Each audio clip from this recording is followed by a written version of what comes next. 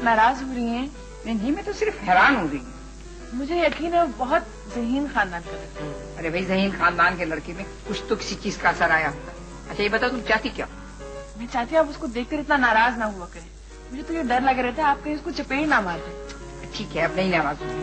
अच्छा चलो देवी, मैं फारूक को देखने जा रहा हूँ। मैं भी चलूं? नहीं, तुम यहाँ बैठो और ये सैंडविच खाना, लेकिन खुद ही खाना, तो जरा मत खिलाना।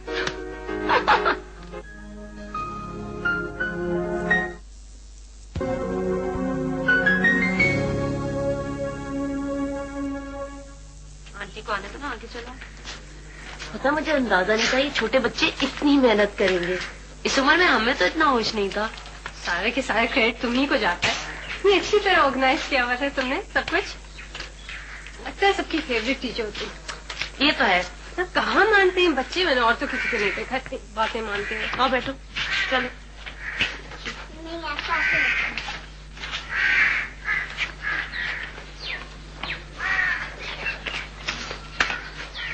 पता है अपने माँ बाप के काबू नहीं आते, मगर मेरी हर बात मानते हैं।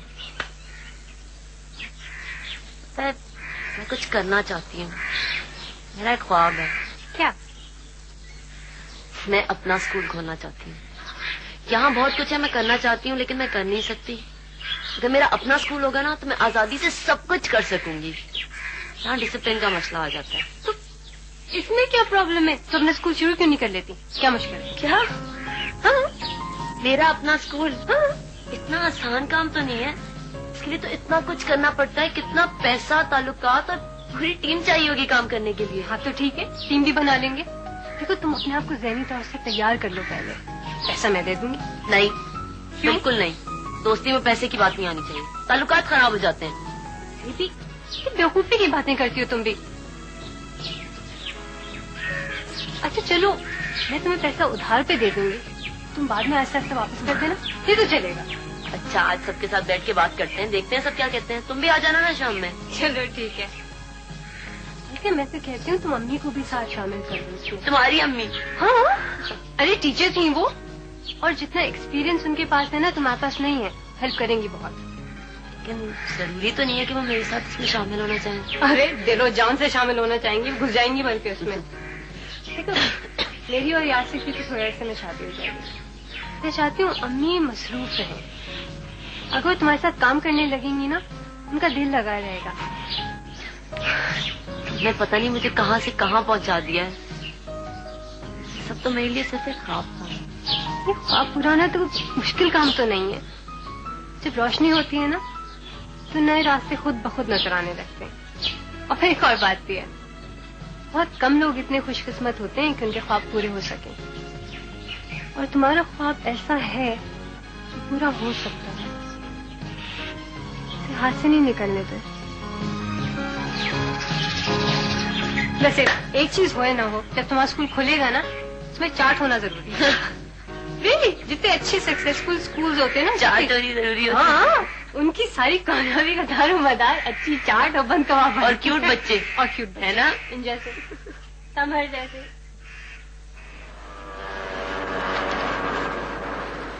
देखो महमूद, तुम इस दफा पेशी पर नहीं जा सकते। मैं वहां जाकर मेडिकल रिपोर्ट फाइल कर दूंगा और अगले महीने की डेट ले आऊंगा।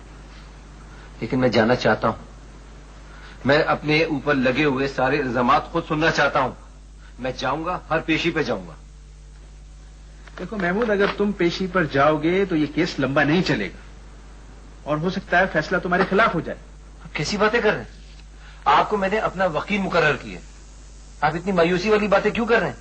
आप जाएं, उसे समझाएं कि वो मेरी बीवी है और बीवी होने के फराइज पूरे करें, वरना मैं चाहूं ना तो।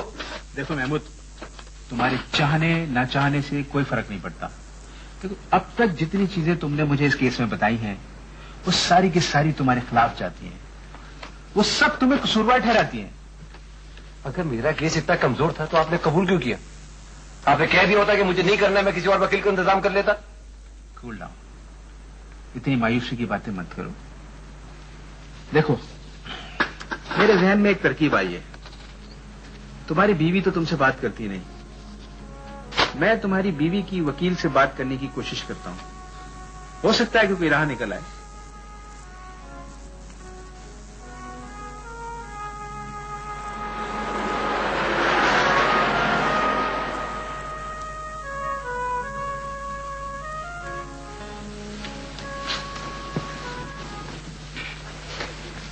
मैं तुम्हें कुछ दिखाना तो भूल ही गई। देखो, पहचानो, ये वही लॉकेट है ना जिसे कितनी मर्तबा तुमने बेचने की कोशिश की लेकिन तुम्हें नहीं मिल सका। तो शायद सबा थोड़ा अरसा और जिंदा रह गई। ये तुम्हारे पास कहाँ से आया? ये तो सबा के पास था। तुम्हारा इस बात से कोई ताल्लुक नहीं है। तुम मुझे सिर्फ इतना बताओ, तुम्हें रातों को नींद कैसे आती है? तुम्हें उसका चेहरा दिखाई नहीं देता? उसकी चीखें सुनाई नहीं देती? मैंने नशा करना शुरू कर दिया था। हर वक्त नशे में डूबा रहता था ताकि सब कुछ भूल जाऊं। तुम्हें सीधा पुलिस के पास जाना चाहिए था फारूक। तुम्हें सुकून सिर्फ एतराफ जुर्म से मिलेगा। एतराफ जुर्म? किस चीज के एतराफ जुर्म में? क्या? मैंने कुछ नहीं किया। हाँ, तुमने कुछ नहीं किया, सिर्फ 2 कत्ल किए, एक अपनी बीवी का, एक होने वाले बच्चे का, बस। मैं डॉक्टर साहिबा को बता दूंगा। तुम बार बार आती हो, मुझे परेशान करने की कोशिश करती हो, मुझे डराने की कोशिश करती हो। वो मुझे कहीं और शिफ्ट कर दे। तुम्हें कहीं भी शिफ्ट कर देना, मैं पहुंच जाऊंगी। तुम मुझसे नहीं बच सकते हो और तुम ये बता के मरोगे, सुन रहे हो तुम? मुझे अपना इलाज यहाँ नहीं कराना, मुझे यहाँ नहीं मरना। यहाँ मरना भी नहीं चाहिए। तुम्हें तो उसी घर में मरना चाहिए जिस घर में सबा की मौत हुई थी ना फारूक? वैसे आग कौन लगाएगा? गैस कौन ऑन छोड़ेगा? कैसे मरोगे तुम? आप इसे यहाँ से ले जाएं। इससे कह दे ये यहाँ ना आया करे। कौन? फारूक, यहाँ कोई नहीं है। ये जो आपके सामने बैठी है, ये जो मुझे सबा का कातिल कहती है, मैंने सबा को कत्ल किया है। फारूक, मेरे ख्याल से तुम पर दवा का असर हो रहा है। इस कमरे में तुम्हारे और मेरे सिवा और कोई नहीं है। ये सब कुछ क्या है? ये मेरे सामने बैठी है, मुझे नजर आ रही है। आप क्यों नहीं देख रही? फारूक, तुम्हें सुकून की जरूरत है। ठहरो, मैं किसी को भेजती हूँ। मैं बिल्कुल ठीक हूँ। आप मेरी बात नहीं समझ रहे। मैं बिल्कुल ठीक हूँ।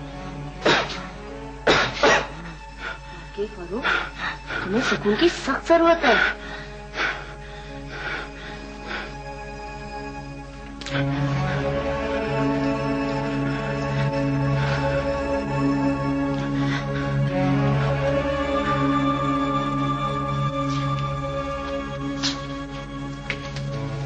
थैंक यू ना। पता नहीं इस एक्टिंग से तुम्हारा मकसद पूरा होगा या नहीं। जरूर होगा, बस तुम देखती जाओ।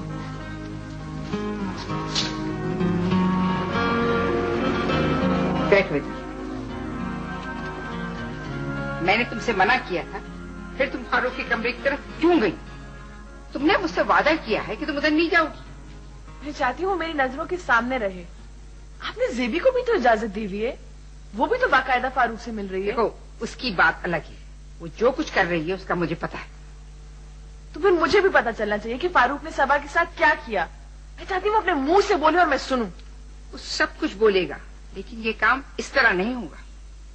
तुम क्या समझती हो, मुझ पर सबा की मौत का कोई असर नहीं हुआ था? ये मुझसे करीब थी, शायद तुमसे भी नहीं होगी। क्या मैं नहीं चाहती कि उसे सजा मिले? मैं उसे खुद सजा देना चाहती हूँ, मैं उसको जिंदा नहीं देखना चाहती। तुम्हारे चाहने या देखने से क्या होता है? जिंदगी मौत अल्लाह के हाथ में, इंसान का इसमें कोई दखल नहीं। उसकी जितनी सांसें बाकी हैं वो पूरी करेगा। आशा, आशा, अली, इधर आओ। बैठो, मुझे तुमसे बात करनी है। बोलो। ये तुम इतनी पुरस्कार क्यों देख रही हो? खैरियत तो है ना? तुम फारूक को अस्पताल लेकर गए थे? फारूक? हाँ, फारूक। इसमें तो परेशान होने की क्या बात है?